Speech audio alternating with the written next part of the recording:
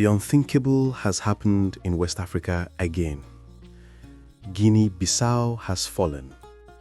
Soldiers stormed the presidential palace. The president arrested.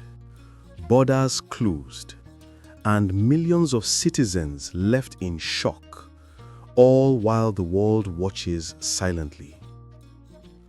Some are calling it a planned takeover, others an act of desperation.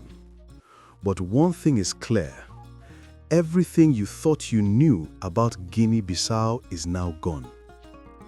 Stay with me as we break down the shocking truth. This is Blackish Gold Originals. Let's deep dive. Immediately suspend the ongoing electoral process, close land and sea borders and national airspace. On November 26, 2025, Guinea-Bissau erupted in chaos as heavy gunfire broke out near the presidential palace in Bissau, the Interior Ministry, and the National Electoral Commission. On that same day, a group of army officers, calling themselves the High Military Command for the Restoration of National Security and Public Order, announced they had taken full control of the country. Immediately, the military suspended the electoral process, closed all land, air, and sea borders, imposed the curfew, and ordered a media blackout.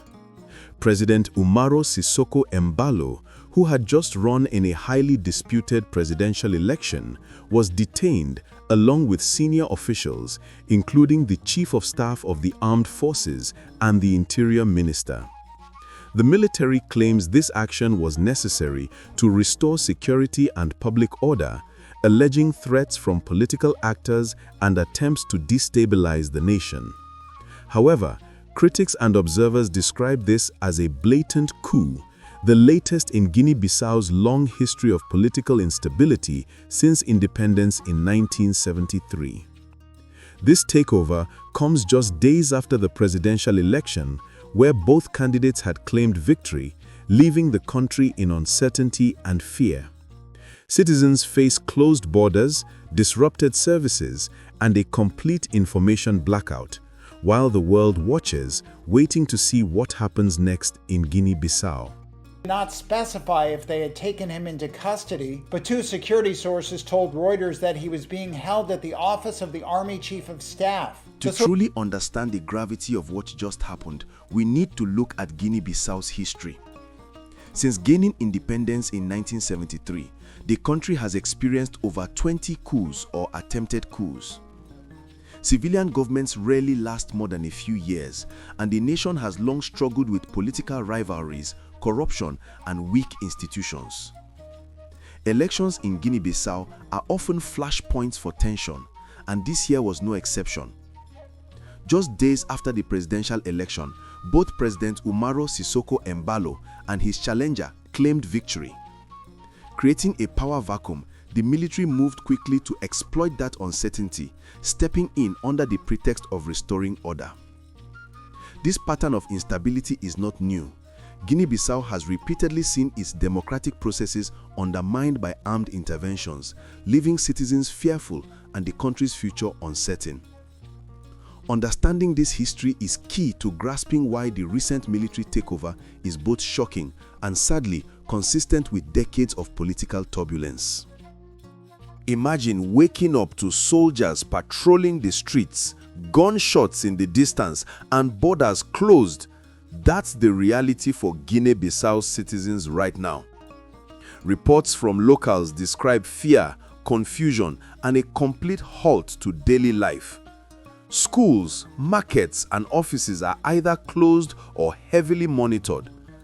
Internet and media channels are partially blocked, leaving many in the dark about what's happening outside their neighborhoods. Citizens are turning to social media to share fragmented updates, pictures of military trucks, blocked roads, and rumors of arrests. But the truth is hard to verify, making panic even worse. So, why now? Why did the military move at this exact moment? Analysts point to several key reasons. First, election disputes.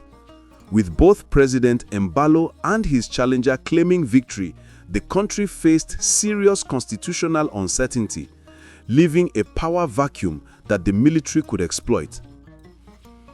Second, military influence. Guinea-Bissau's army has historically wielded enormous power and often intervenes when political rivalries escalate, stepping in under the guise of maintaining order. Third, internal divisions. Decades of corruption, weak institutions, and elite rivalries created an environment where a coup became almost inevitable. Experts warn that this is more than just a political crisis.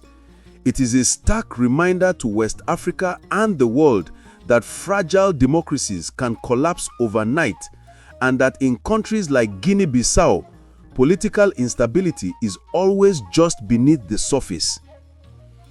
Understanding these factors is crucial to grasping why the events of November 26, 2025 unfolded the way they did, and why the future remains uncertain for the nation and its citizens.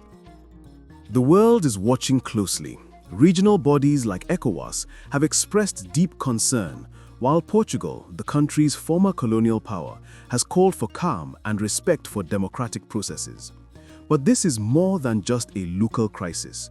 West Africa is paying attention, and international actors, including investors, aid agencies, and neighboring countries, are worried. Guinea-Bissau's instability has the potential to trigger migration, disrupt trade, and create wider regional insecurity. For ordinary citizens, the fear is immediate and personal.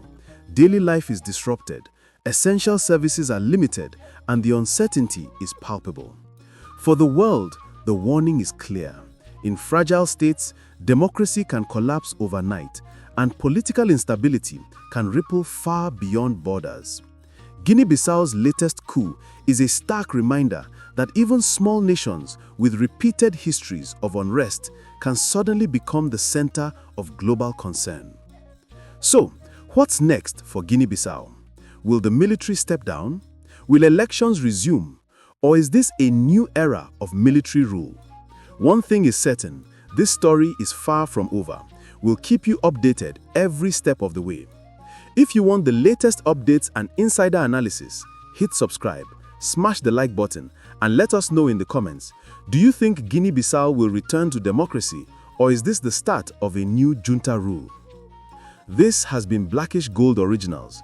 Watch the next video showing on the screen now.